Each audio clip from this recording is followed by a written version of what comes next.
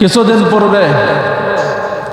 পূর্ব থেকেই আপনারা একটা আলোচনা শুনতেছেন যে আমাদের দেশে ঢাকায় জাতিসংঘ মানবাধিকার অফিস কার্যালয় খুলতে চায় এবং বর্তমান যে ইন্টারিম গভর্নর আছে, অন্তর্বর্তীকালীন সরকার, সেও এর অনুমতি দিয়েছে। এখন তারা যে মানবাধিকার অফিস কার্যালয় খুলতে চায়, আসলে তাদের উদ্দেশ্যটা কি? এই মানবাধিকার অফিস কার্যালয় খোলার মাধ্যমে তাদের উদ্দেশ্য কিন্তু যেই দেশগুলোতে অফিস আছে সেই দেশগুলো যদি তাকানো হয় তাহলে স্পষ্ট হয়ে যায়। জাতিসংঘের অধীনে প্রায় 200 দেশ রয়েছে, 200টি দেশের মতো জাতিসংঘের অধীনে রয়েছে আর কি। কিন্তু জাতিসংঘের মানবাধিকার কার্যালয় মাত্র 16 থেকে 18টি রাষ্ট্রে আছে, 16 থেকে 18টি দেশের মধ্যে আছে। আসলে যে তারা মানবাধিকার স্লোগান দেয়, মানবাধিকার, আমরা মানুষের অধিকার আদায় করতে চাই, মানুষের অধিকার, ন্যায্য অধিকার আমরা আদায় করতে চাই। আসলে জাতিসংঘের মানবাধিকার বলতে কি বোঝায়? আর আমরা যে মুসলমান, ইসলামের অনুসারী, ইসলাম ধর্মের অনুসারী, আমাদের অধিকার বলতে কি বোঝায়? আমাদের অধিকার এবং জাতিসংঘের অধিকার এর মধ্যে যদি পার্থক্য নির্ণয় করা হয়, আসমান জমিন যেরকম পার্থক্য, আসমান জমিনের মধ্যে যেরকম ব্যবধান, জাতিসংঘের মানবাধিকার আর ইসলামের মানবাধিকারের মধ্যে এর চাইতেও আরো বেশি ব্যবধান রয়েছে। এখন আমাদের দেশ 90 থেকে 92, 95% মুসলমানের দেশ। সবাই আমরা মুসলমান, আমরা ইসলামকে মোহাব্বত করি, আল্লাহর কোরআনকে আমরা মোহাব্বত করি, আল্লাহর কোরআনের উপর আমরা ঈমান এনেছি, আল্লাহকে বিশ্বাস করি, আল্লাহ রসুল পয়গম্বর মুহাম্মদুর রাসূলুল্লাহ সাল্লাল্লাহু আলাইহি ওয়াসাল্লামকে আখির নবী হিসেবে মানি, নবীজির আদর্শকে আমরা লালন পালন করি, নবীজির আদর্শ অনুযায়ী আমরা জীবনযাপন করার চেষ্টা করি যে যতটুকু পারি। এখন যদি মানবাধিকার অফিস কার্যালয় এটা যদি ঢাকায় খোলা হয়, অনুমোদন তো দিয়েই দিছে বিভিন্ন দল থেকে, রাজনৈতিক দল থেকে এবং অরাজনৈতিক দল থেকে, বিভিন্ন স্কুল, কলেজ, ইউনিভার্সিটির ছাত্র ভাইয়েরা এর প্রতিবাদ জানাচ্ছে। যখন অনুমোদন দেওয়া হয়েছে তখনও ঢাকা বিশ্ববিদ্যালয়ের শিক্ষার্থীরা এই অনুমোদনকে লাল কার্ড দেখিয়েছে। আপনারা যারা যোগাযোগ মাধ্যম দেখেন হয়তো দেখেছেন, তারাই ওই অনুমোদনকে, ডক্টর ইউনূসের অনুমোদনকে লাল কার্ড দেখিয়েছে আর অনতি বিলম্বে এই অনুমোদন বাতিল করার আহ্বান জানিয়েছে। যারা এই অফিস যে খোলা হচ্ছে, অনুমোদন দেওয়া হচ্ছে, এদের বিপক্ষে প্রতিবাদ জানিয়েছে, তাদেরকে আমরা ধন্যবাদ জানাই। বিশ্ববিদ্যালয়ের শিক্ষার্থী সহ যত রাজনৈতিক মহল, অরাজনৈতিক মহল থেকে যারাই যতটুকু আলেম সমাজ প্রতিবাদ জানিয়েছে, সবাইকে আমরা ধন্যবাদ জানাই। কারণ এটা তারা নিজের কোনো স্বার্থে প্রতিবাদ জানায় না, বরং দেশের স্বার্থে, ইসলামের স্বার্থে, মুসলমানদের স্বার্থেই তারা প্রতিবাদ জানিয়েছে। জাতিসংঘের মানবাধিকার অফিস যেই সমস্ত দেশে খোলা হয়, দেখবেন এই 16 থেকে 18টি রাষ্ট্রে খোলা হয়েছে। এই দেশগুলো যদি আপনি পর্যবেক্ষণ করেন, এই দেশগুলোর অবস্থা যদি আপনি দেখেন, তাহলে দেখবেন কোনো কোনো দেশে যুদ্ধ চলতেছে, যুদ্ধ বিরাজমান। আবার কোনো কোনো দেশে দেখবেন আপনারা যুদ্ধের পরিস্থিতি এরকম পর্যায়ে নিয়ে গেছে দেশকে যে যুদ্ধের পরিস্থিতি যে কোনো মুহূর্তে হয়তো হয়ে যেতে পারে। তৃতীয় আর একটা অপশন, পরস্পরের মধ্যে এমন দ্বন্দ্ব সৃষ্টি করে দেয়, অর্থাৎ আপন দেশের মধ্যে যারা থাকে, যেই সমস্ত জনগণ থাকে, এই জনগণের মাঝে পরস্পর এমন একটা দ্বন্দ্ব বাঁধিয়ে দেয় যে গৃহযুদ্ধের উপক্রম হয়ে যায়। এই তিনটি অবস্থা জাতিসংঘের মানবাধিকার কার্যালয় অফিস যেই সমস্ত দেশে খোলা হয়েছে, ওই প্রত্যেকটা দেশের একই অবস্থা। এই জন্যই আমরা প্রতিবাদ জানাই যে আমরা এই জাতিসংঘের মানবাধিকার অফিস এর পক্ষে নয়, এই অফিসের অনুমোদন দেওয়া হোক, এই অফিস ঢাকায় খোলা হোক, এর পক্ষে আমরা নয়। এর মাধ্যমে মানুষের অধিকার বলা হয়, এখানে মানব অধিকার। আসলে মানব অধিকার রক্ষা করা হয় না, এখানে মানব অধিকার ধ্বংস করা হয়। প্রত্যেকটা জনগণের, প্রত্যেকটা মানুষের অধিকারকে এখানে ধ্বংসের দ্বার প্রান্তে নিয়ে যায়। আর এটাকেই তারা বলে, পশ্চিমা বিশ্ব আমেরিকানরা বলে এটাকেই মানবাধিকার। এই কারণে এই অধিকার, এই মানবাধিকার কার্যালয়, অফিস খোলা হোক। এর পক্ষে সচেতন নাগরিক যারা আছে, সচেতন মুসলমান যারা আছে, তারা কখনোই এর পক্ষ অবলম্বন করতে পারে না, এর বিপক্ষে অবস্থান থাকতে হবে। দেখেন, ইসলামে মানবাধিকার কাকে বলে? ইসলামের মানবাধিকার আর পশ্চিমাদের মানবাধিকারের মধ্যে ব্যবধান।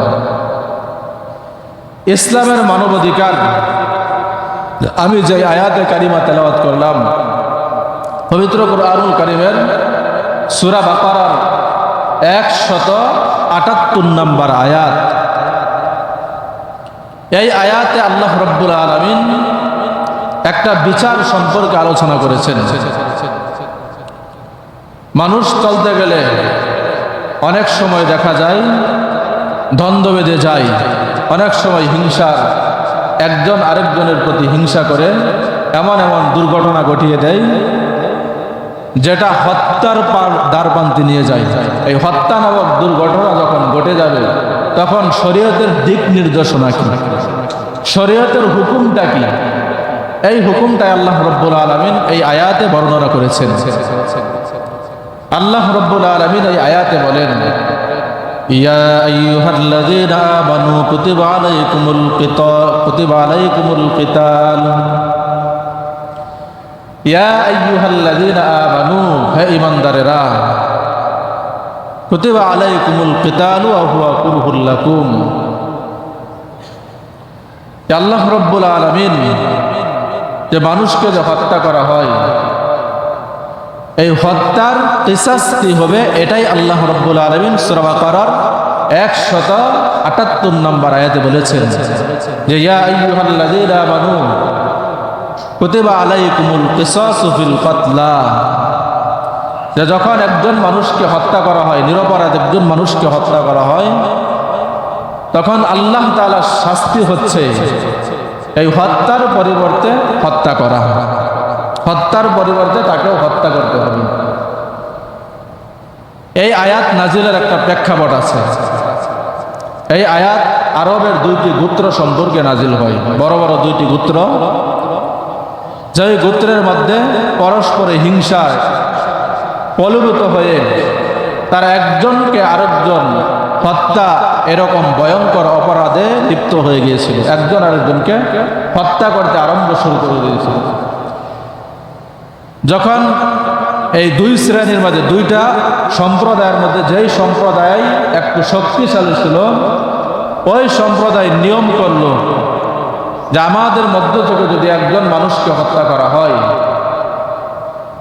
তাহলে এই হত্যার পরিবর্তে তাদের সম্প্রদায় থেকেও আমরা হত্যা করব।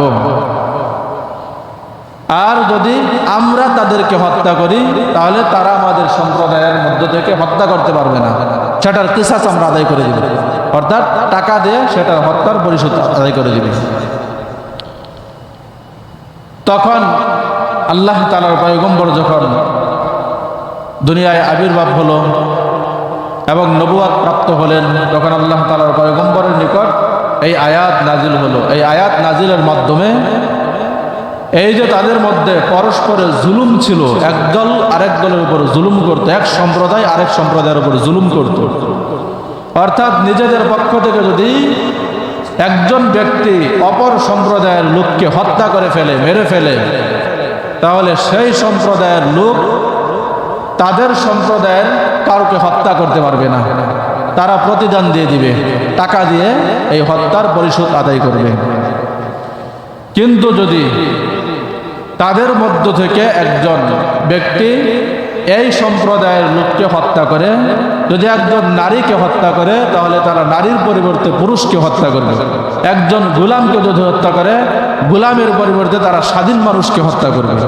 এইরকম জুলুম যখন চলতেছিল, আল্লাহ তাআলার পয়গম্বরের নিকট এই আয়াত নাজিল হলো এই আয়াত নাজিলের মাধ্যমে আল্লাহ রাব্বুল আলামিন জানিয়ে দিলেন, ইয়া আইয়ুহাল্লাযীনা আমানু কুতিবা আলাইকুমুল কিসাসু ফিল কাতলা। আল্লাহ রাব্বুল আলামিনের পয়গম্বর জানিয়ে দিলেন, আল্লাহ তাআলার পয়গম্বরকে জানিয়ে দিলেন, হে ঈমানদারেরা, তোমাদের উপর কিসাস ফরজ করা হয়েছে। অর্থাৎ কোনো মানুষকে যদি হত্যা করা হয়, ও হত্যার পরিবর্তে তাকেও হত্যা করা হবে। হ্যাঁ, যাকে হত্যা করা হয়েছে, হত্যাকারীর পরিবার, ভাই বেরাদার, আত্মীয় স্বজন যারা আছে, তারা যদি হত্যাকে মাফ করে দেয়, হত্যার পরিবর্তে হত্যা, এটাকে যদি মাফ করে দেয়, এবং এই হত্যার পরিবর্তে যদি তারা টাকা নিতে চায়, এই ক্ষেত্রে আল্লাহ তাআলা একটা অপশন রেখেছেন, এটা করতে পারবে। কিন্তু যাকে হত্যা করা হয়েছে, হত্যাকারীর পরিবার যদি বলে, না, আমাদের মানুষকে হত্যা করা হয়েছে, আমরাও চাই তাকেও হত্যা করা হোক, তখন আর এটা মানা হবে না, তখন তাকেও হত্যা করা হবে। এখন তারা যেহেতু বৈষম্য করত, গোলামকে হত্যা করলে তারা স্বাধীন ব্যক্তিকে হত্যা করত, মহিলাকে হত্যা করলে মহিলার পরিবর্তে তারা পুরুষকে হত্যা করত। এই কারণে আল্লাহ রাব্বুল আলামিন আয়াত নাযিল করে জানিয়ে দিলেন যে আল হুররু বিল হুররি ওয়াল আবদু বিল আবদি ওয়াল উনসা বিল উনসা, যে স্বাধীন মানুষকে যখন হত্যা করা হবে, স্বাধীন হত্যাকারীর পরিবর্তে স্বাধীনকেই হত্যা করতে হবে, স্বাধীন মানুষকেই কিসাস স্বরূপ তাকে হত্যা করতে হবে। ওয়াল আবদু বিল আবদি, যখন কোনো গোলামকে হত্যা করা হবে, গোলামের পরিবর্তে গোলামকেই কিসাস স্বরূপ হত্যা করতে হবে। ওয়াল উনসা বিল উনসা, যখন কোনো মানুষকে, মহিলাকে হত্যা করা হয়, মহিলাকে হত্যার পরিবর্তে আরেকজন মহিলাকেই হত্যা করতে হবে। এই আয়াত নাজিলের মাধ্যমে আল্লাহ রাব্বুল আলামিন এই বৈষম্য দূর করে দিলেন। এক সম্প্রদায় আরেক সম্প্রদায়ের উপর যে নিজেদের প্রভাব, নিজেদের ধনাঢ্যতার বড়াই, নিজেদের পদমর্যাদার খাতিরে তাদের প্রভাব খাটাইতো, একজন নিরপরাধ মানুষকে যখন হত্যা করা হতো, তখন তাদেরকে তারা টাকা দিয়ে আদায় করে দিত। অনুরূপভাবে তাদের সম্প্রদায়ের একজনকে যখন হত্যা করা হতো, একজন গোলামকে হত্যা করলে গোলামের পরিবর্তে তারা একজন স্বাধীন ব্যক্তিকে হত্যা করত। একজন নারীকে হত্যা করলে নারীর পরিবর্তেও তারা একজন পুরুষকে হত্যা করত। এই বৈষম্য দূর করার জন্য আল্লাহ রাব্বুল আলামিন পবিত্র কুরআনুল কারীমের সূরা বাকারার 178 নম্বর আয়াত নাযিল করে রাহমাতুল লিল আলামিনকে জানিয়ে দিলেন যে আজ থেকে যখন কোনো মানুষকে হত্যা করা হয়, এর কিসাস স্বরূপ একজন মানুষ যদি একজন স্বাধীন মানুষকে হত্যা করে, তাহলে তাকেও হত্যা করা হবে তার পরিবর্তে। অনুরূপভাবে একজন গোলাম যদি গোলামকে হত্যা করে, তাকে হত্যা করার পরিবর্তে তাকেও হত্যা করা হবে। একজন মহিলা যদি আরেকজন মহিলাকে হত্যা করে, ওই মহিলাকে হত্যা করার বদলে তাকেই হত্যা করা হবে, অন্য কাউকে নয়। অনুরূপভাবে যেই পরিমাণ কষ্ট একজন আরেকজনকে দিবে, ইসলামিক বিচার বলে ওই পরিমাণ কষ্ট তাকে দিতে হবে। এটা হচ্ছে ইসলামের মানবাধিকার। পশ্চিমাদের মানবাধিকার কি দেখেন, পশ্চিমাদের মানবাধিকার, তারা একটা সময় ইরাকের নিরীহ মুসলমান, নিরীহ মানুষের উপর 25 লক্ষ শিশুকে হত্যা করলো। কি অপরাধ ছিল? একটা মাত্র অপরাধ, একটা অপরাধ যে ইরাকের কাছে ভয়ঙ্কর রাসায়নিক অস্ত্র রয়েছে, যে অস্ত্রের কারণে তারা যে কোনো সময় মানুষের উপর হামলা করবে। এই কারণে পৃথিবীবাসীকে আমরা এই রাসায়নিক মরণাস্ত্র থেকে রক্ষা করার জন্য তাদের উপর আমরা আক্রমণ করেছি, তাদের সাথে যুদ্ধ জড়িয়ে গেল।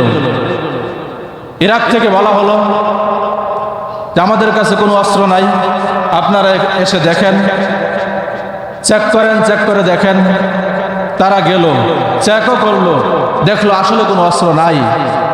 তারপরে 25 লক্ষ শিশুকে হত্যা করার পর যখন তদন্ত করে দেখলো যে আসলে তাদের কাছে ভয়ঙ্কর রাসায়নিক মরণাস্ত্র বলতে কিছুই নাই। দেখেন, অন্যায়ভাবে একজন মানুষকে, যেই মানুষের কোনো দোষ নাই, নির্দোষ ব্যক্তিকে দোষী বানিয়ে দেশের উপর আক্রমণ করে নিরীহ 25 লক্ষ শিশুকে হত্যা করলো। তাহলে একজন মানুষকে হত্যা করা যদি ভয়ঙ্কর অপরাধ হয়ে থাকে, আমরা জেনেছি পবিত্র কুরআনুল কারীমের মাধ্যমে যে একজন মানুষকে হত্যা করা মানে পুরা পৃথিবীর সমস্ত মানুষকে হত্যা করা। অনুরূপভাবে একজন মানুষকে যদি হত্যা থেকে বাঁচানো হয়, পুরা পৃথিবীর সমস্ত মানুষকে এই হত্যা থেকে বাঁচাইলে যেই পরিমাণ সওয়াব, এই পরিমাণ সওয়াব আল্লাহ তাআলা তার আমলনামায় লিপিবদ্ধ করে দেন। সেখানে দেখেন নিরপরাধ ইরাকের 25 লক্ষ শিশুকে হত্যা করে ফেলল। তারপর যখন তদন্ত করে দেখলো যে আসলে কোনো মরণাস্ত্র নেই, তখন তারা বলল সরি, শুধু সরি বলল, তা আমরা দুঃখিত, এতটুক বলে শেষ হয়ে গেল। 25 লক্ষ মানুষকে মারলো, তাহলে সেখানে জাতিসংঘের মানবাধিকার কি করেছে? সেই ইরাকের 25 লক্ষ শিশুকে যে হত্যা করা হলো, জাতিসংঘের মানবাধিকার অফিসের কার্যালয় যে সেখানেও তো আছে, তারা সেখানে কি করেছে? তারা এই হত্যার প্রতিষ্ঠা কি, হত্যার পরিবর্তে তারা কি পদক্ষেপ নিয়েছে? তারা তো কোনো পদক্ষেপ নেই নাই। এটা তো অনেক আগের কথা। তারা এরকম অফিস ইত্যাদি অনেক কিছু ব্যবসা বাণিজ্যের সুরত ধরে মুসলিম রাষ্ট্রগুলোতে ঢুকতে চায়। দেখেন আমাদেরকে যে ভারত উপমহাদেশকে বাংলাদেশ, পাকিস্তান এবং ভারত পুরাটা আগে একসাথে ছিল, এই পুরাটাকে ভারত বলা হতো। এই পুরা রাষ্ট্রকে যে ইংরেজরা 190 বছর শাসন করেছে, ইংরেজরা কোন সুরতে আসছিল এই দেশে? বাদশাহ ছিল জাহাঙ্গীর, জাহাঙ্গীরের পূর্বে ছিল আকবর, আকবরের পূর্বে ছিল হুমায়ুন। তাই এই ইংরেজরা বাদশাহ আকবরের কাছেও অনুমতি চেয়েছিল যে আমাদেরকে তোমাদের উপমহাদেশে ব্যবসার সুযোগ দেও। বাদশাহ হুমায়ুনের কাছেও তারা অনুমতি চেয়েছিল যে আমাদেরকে তোমরা একটু ব্যবসা করার সুযোগ দেও। বাদশাহ আকবর সুযোগ দেয় নাই, বাদশাহ হুমায়ুনও সুযোগ দেয় নাই। কিন্তু বাদশাহ জাহাঙ্গীর তাদের এই নিজেদের দুর্বলতা, অর্থাৎ তাদের সুন্দর আচরণ, এইগুলোর উপর এগুলোকে বুঝতে না পেরে যখন ইংরেজদেরকে অনুমোদন দিল যে ব্যবসা করো আমাদের দেশে, গাটি গেড়ে তোমরা ব্যবসা করতে পারো, কোনো সমস্যা নাই, ব্যবসা করার অনুমতি যখন দিল, এই ইংরেজরা দেশে আসলো, ব্যবসার সুরত ধরে দেখেন আসলো, ব্যবসার সুরত ধরে আসার পর কিছুদিন যাবৎ ব্যবসা করলো। ব্যবসা করার পর একেবারে দেশপ্রেমিক যে সেনা প্রধান আছে, সেনা প্রধানকে তারা হাত করলো, হাত করে তার মাধ্যমে, এবং ইংরেজদের কিছু দালাল ছিল, এই সমস্ত দালালদেরকে একত্রিত করে দেশটা তারা দখল করলো। দেশ দখল করে নিল। 1757 সালে দেশ দখল করলো। এই 1757 সালে দেশ দখল করার পর ইংরেজরা একটানা 190 বছর পর্যন্ত এই উপমহাদেশকে জিম্মি করে রেখেছিল। একেবারে জিম্মি ছিলাম, আমরা জিম্মিদের শিকলে আবদ্ধ ছিলাম। এইরকম ভাবে তারা দেশকে শাসন করলো।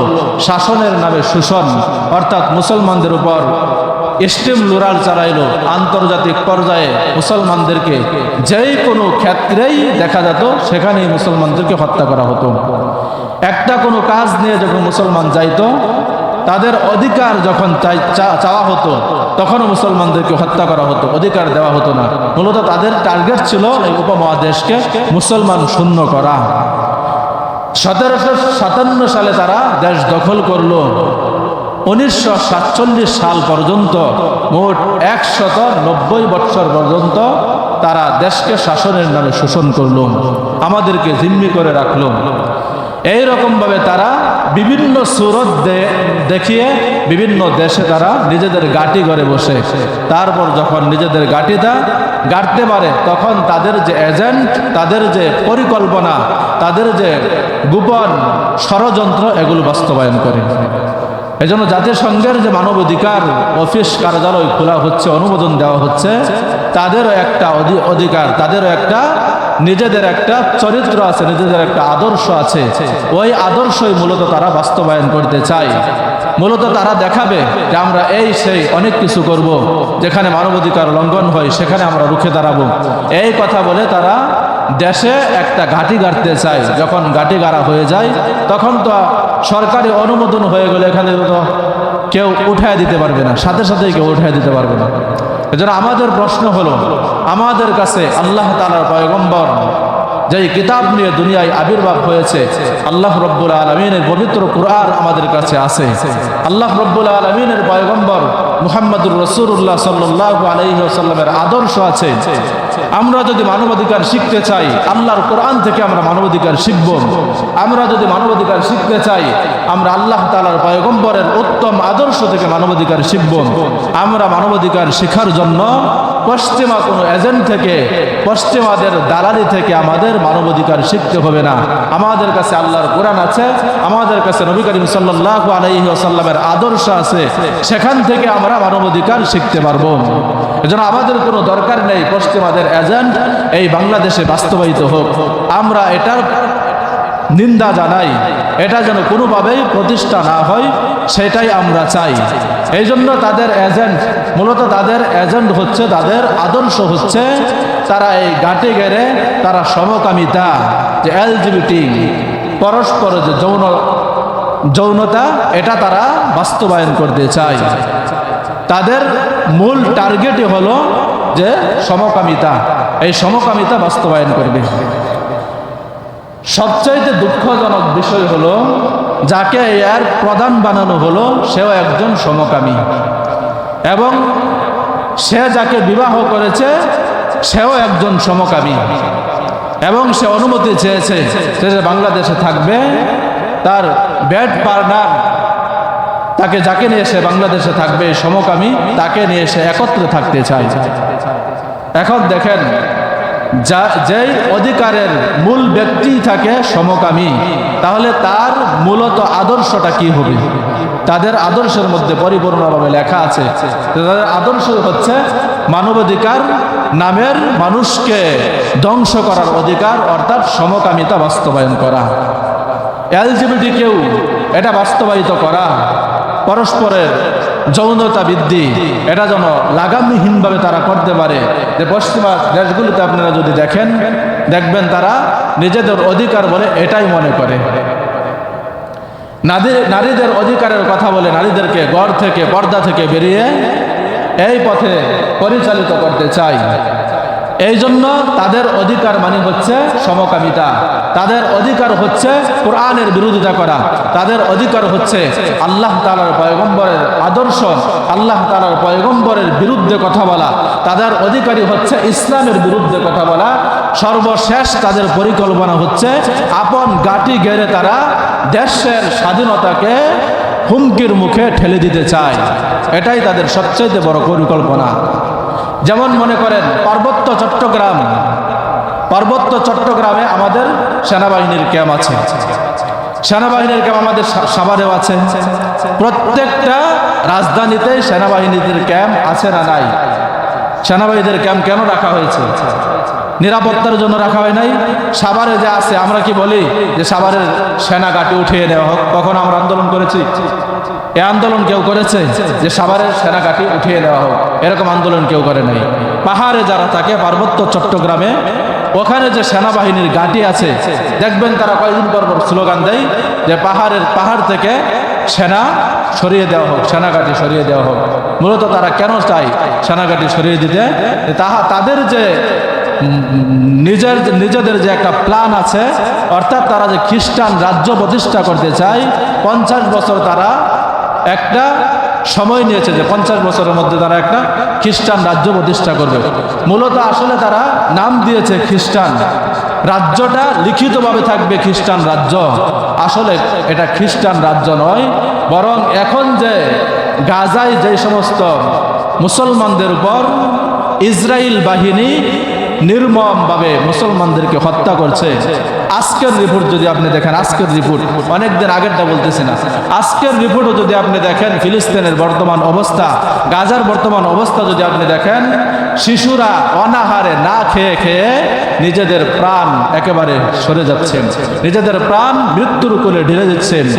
তাহলে না খেয়ে খেয়ে একদিক দিয়ে খাদ্য বন্ধ করে দিয়েছে, আরেক দিক দিয়ে যখন ত্রাণ নিয়ে আসা হয়, অন্যান্য দেশ থেকে ত্রাণ পাঠানো হয়, ত্রাণ তারা যখন সংগ্রহ করতে যায় ত্রাণ ঘাঁটিগুলোতে, তখন ত্রাণ নিয়ে আসার সময় আবার উপর থেকে বোমা নিক্ষেপ করে মুসলমানদেরকে মাটির সাথে মিশিয়ে দিচ্ছে।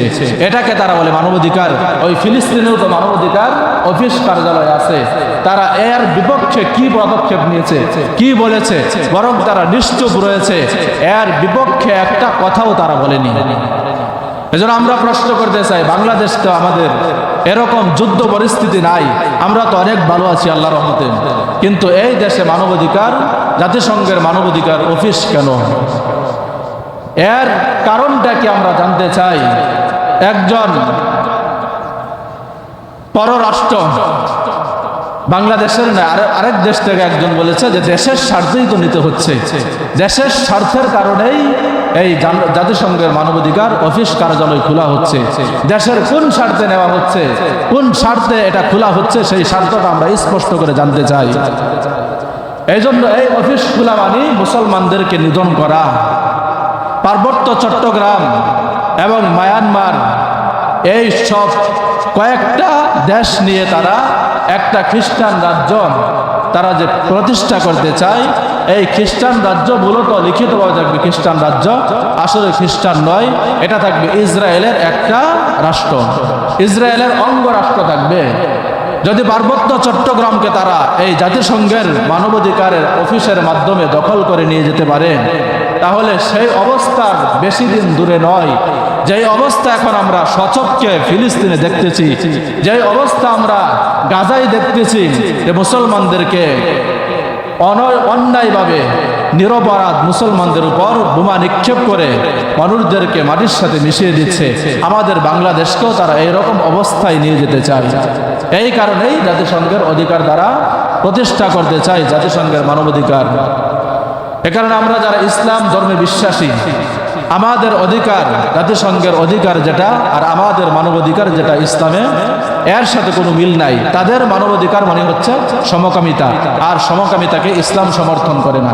তাদের মানবাধিকার হচ্ছে এলজিবিটি কেউ পরস্পর যৌন নিজেরা যেভাবে মন চায় যৌন চাহিদা পূরণ করবে, এটা তাদের অধিকার, আর এটাকে ইসলাম কখনো সমর্থন করে না।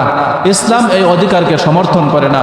এই কারণে আমরা যারা ইসলাম ধর্মের অধিকারী, ইসলামকে যারা আমরা মুহাব্বত করি, আল্লাহর কোরআনকে যারা বিশ্বাস করি, রাসূলুল্লাহ সাল্লাল্লাহু আলাইহি ওয়াসাল্লামের আদর্শকে যারা বিশ্বাস করি, নবীজির আদর্শ অনুযায়ী যারা চলতে চাই, আমরা সবাই জানিয়ে দিতে চাই যে আমরা এই অধিকার মানবাধিকার অফিস আমরা চাই না। এই অধিকার ঢাকায় খোলা হোক, এটা আমরা কখনোই সমর্থন করি না। এই মানব রচিত অধিকারের নামে অনধিকার চর্চা করা হবে, মানুষকে সমকামিতার দিকে পথচারিত করা হবে, এই অধিকার আমরা কখনোই চাই না। এই অধিকারের মাধ্যমে মূলত আল্লাহ তাআলার গজব জমিনের মধ্যে প্রতিষ্ঠা হবে, আল্লাহ তাআলার গজব জমিনের মধ্যে নাজিল হবে। যেমন আপনারা ঘটনা হুদ আলাইহিস সালামের ঘটনা আপনারা জেনেছেন, লূত আলাইহিস সালামের ঘটনা। লূত আলাইহিস সালাম সমকামিতা করত, লূত আলাইহিস সালামের সম্প্রদায়ের লোকেরা সমকামিতাকে বিশ্বাস করত। একজন আরেকজনের পুরুষে পুরুষে নিজেদের যৌন চাহিদা পূরণ করত, মহিলা মহিলা যৌন চাহিদা পূরণ করত। এর কারণে আল্লাহ রাব্বুল আলামিন যে আযাব দিয়েছিলেন, যে পুরা ভূখণ্ডটাকে আল্লাহ তাআলা উঠিয়ে একেবারে আসমানে নিয়ে গেলেন, আসমানে নেওয়ার পর উল্টিয়ে আবার জমিনের মধ্যে নিক্ষেপ করলেন। ওই জমিনটা এখনো পর্যন্ত সাগর হয়ে আছে, ওই জমিনের মধ্যে কোনো কিছুই জন্মে না। এটা হচ্ছে ভয়ঙ্কর অপরাধ, আর তাদের কাছে এটা হচ্ছে মানবাধিকার। এজন্য এই সমস্ত অধিকার মানবাধিকার নামে ইসলাম বিদ্বেষী এবং দেশের স্বাধীনতা বিদ্বেষী কোনো এজেন্ডা বাস্তবায়িত হোক, এটা আমরা কখনোই সমর্থন করি না। এটা আমরা প্রত্যেকের আপন আপন অবস্থান থেকে নিজেদের সহমত এটা পেশ করতে হবে, নিজেদের কথা নিজেদের সমর্থন জানিয়ে দিতে হবে। আল্লাহ তাআলা আমাদের সবাইকে দল মত নির্বিশেষে দেশের স্বাধীনতা সার্বভৌমত্ব রক্ষা করার জন্য আমরা প্রত্যেকেই যেন একত্ববদ্ধ থাকতে পারি, সেই তৌফিক আল্লাহ তাআলা আমাদের সবাইকে দান করুক। সবাই বলি আমিন। ওয়া আখিরু দাওয়ানা আলহামদুলিল্লাহি রাব্বিল আলামিন।